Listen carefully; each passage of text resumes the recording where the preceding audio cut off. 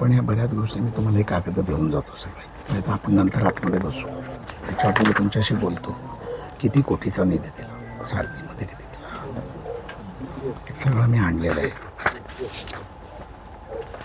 परदेशी शिक्षणासाठी किती दिले, सांस्कृतिक विभागाने किती दिले. हे विद्यार्थी आपण वाढवले. हो मला माहिती आहे. हे 40 केले होते सरकारनं सारथीचे परदेशात शिकणारे पोरं. ते 160.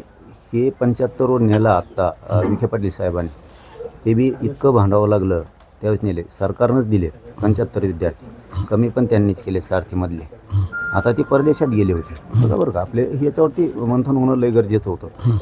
यांना खूप लाखो रुपये परदेशात खर्च येतो. सारथीच्या जोरावरती, सरकारच्या जोरावरती विद्यार्थी परदेशात शिकायला गेलेत.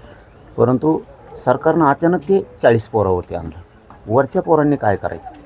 तर इकडं आईवडील वावर विकून सुद्धा तेवढे पैसे नाही भरू शकत. ते भांडून आपण ते घेतले. हे मुद्दा झाला. आता तुम्ही आणलंय हे मान्य बोललो मी, मला बघायचं पण नाही, पण मान्य.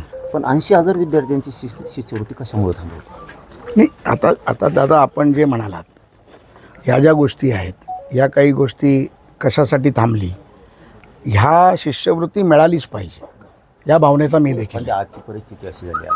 आता आपली चर्चा चालली, आता मीडिया बाईट नाही आहे, आपली चर्चा चालली. आता हे 80,000 विद्यार्थी म्हणजे लहान आकडा नाही. मग ती शिष्यवृत्ती थांबली. त्या पोरांना काय करावंच कळत नाही आहे, काय करावं हेच कळत नाही. बरं ही माहिती तुम्ही मीडियाच्या बाईटमध्ये म्हणले की हे डायलॉग होऊन सांगायला पाहिजे. विखे पाटील साहेबाला फोन लावा आणि त्यांना म्हणा तुम्हाला या 8 महिन्याच्या काळात आम्ही प्रति 15 दिवसाला काय सांगितलं नाही. बघा मी एकतर आरोप करायचा म्हणून करत नाही, खोटं बोलायचं म्हणून करत नाही. आणि मी जर कसं बिगडी असतो तर माझा एवढा मोठा समाजाने विश्वास ठेवला नसता. हे समाज इतका भयंकर ताकदीचा आहे, हे कोणावर विश्वास नाही ठेवत. मी तर कोणत्या झाडाचा पाला आहे. फक्त ते माझ्या इमानदारी आणि प्रामाणिकवर विश्वास ठेवला आहे. म्हणून मला तुम्हाला हे सांगायचं की त्या 80,000 पोरांनी जायचं पुढं. विखे पाटील साहेबाला आम्ही वेळोवेळी हे विषय सांगितले, वेळोवेळी. कधीही असं सांगितलं नाही असं नाही की तुम्ही संख्या कमी केल्या. महामंडळाचे बऱ्याचशा विषयात परतावे नाही आहेत. काल 150 कोटी दिलेत, आता आपले 600 कोटी रुपये थकलेत. आता काय करायचं. येतील ना दादा, का नाही येणार. पण ते पोरांचे सिव्हिल खराब झाले. सरकारनं काय केलं, आता त्या सरकारने दाखवलं की आम्ही मराठा समाजाच्या पोरांना उद्योगी करतोय. मग तुम्ही उद्योगी करायला निघालात पण ती कर्जबाजारी झाली. काय भांडायचं नाही का तुम्हाला. हे बघा, तुम्हाला काय वाटतं की मी मुख्यमंत्र्यांना बोलतोय, आपण मूळ विषयावरच येऊ. हे कागद उदा टुमटे आणले तुम्ही, हे दाखायला मला नाही खरं ते सांगतो ना.